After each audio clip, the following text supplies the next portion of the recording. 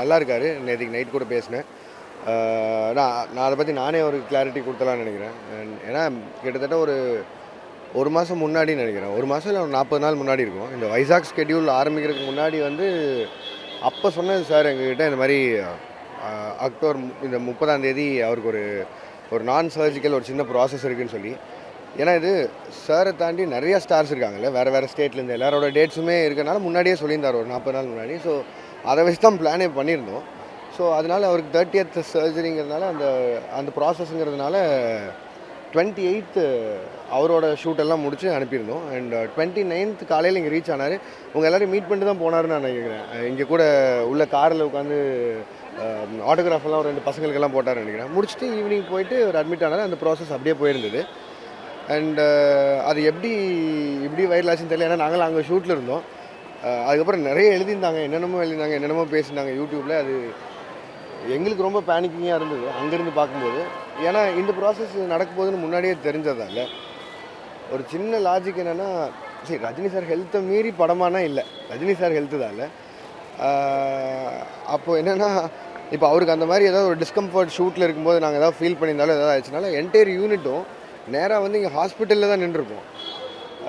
நாங்கள் இன்றைக்கி காலையில் 5 மணி வரைக்கும் ஷூட் பண்ணிகிட்டு இருக்க போகிறதில்ல. அண்ட் சன் பிக்சர்ஸ் மாதிரி ஒரு ப்ரொடக்ஷன் ஹவுஸ் வந்து அவங்களோட ஹீரோக்கு ஏதாவது ஒரு டிஸ்கம்ஃபர்ட் ஷூட்டில் ஆகிருந்ததுன்னா திருப்பி கன்டினியூஸாக எங்களுக்கு ஷூட் பண்ணியிருக்கிறதுக்கான ஃபண்டு கொடுத்துருக்க போகிறதில்ல. இல்லை வேணாங்க, முதல்ல சேரை பார்ப்போம், இங்கே வாங்கன்னு சொல்லியிருப்பாங்க. எங்களுக்கு என்ன ஷாக்கிங்காக இருந்ததுன்னா, நாங்கள்லாம் அங்கே ஷூட்டில் இருக்கும்போது இந்த ப்ராசஸ் எங்களுக்கு 40 நாள் முன்னாடி தெரிஞ்சு அதுக்காக மட்டுமே நாங்கள் டைம்லைன் பண்ணி ஸ்கெடியூல் பண்ணியிருந்தது வந்து எப்படி இப்படி மாதிரி இவ்வளோ வைரல் ஆச்சுன்னு தெரியல. அண்ட் இங்கே இருக்கிறது சரி ஒரு விஷயம் தான், இங்கே நிறைய பேர் யூடியூப் மட்டும்தான் பார்க்குறாங்க.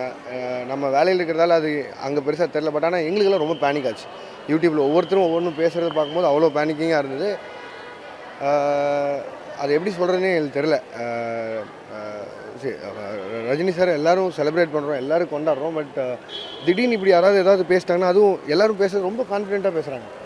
கிட்ட இருந்து இப்படி நெக்ஸ்ட் இருந்து பார்த்த மாதிரி பேசுகிறாங்க. ஏன்னா ஒரு 540 பேர் இங்கேருந்து நாங்கள் போயிருக்கோம்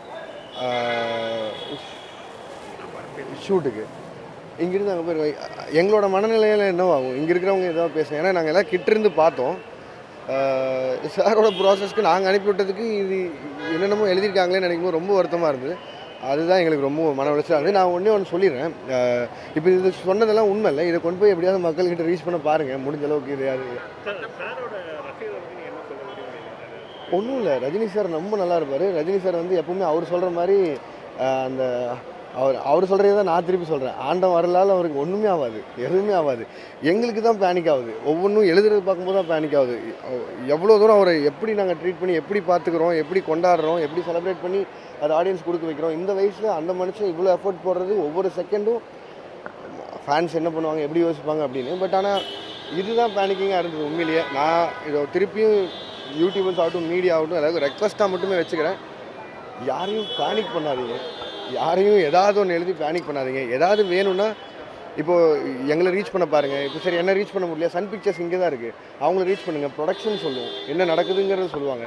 அவங்க சொல்கிறது அதிகாரப்பூர்வமாக தெரிவிங்க. வேறு ஒன்றும் சொல்கிறதுக்கு இல்லை.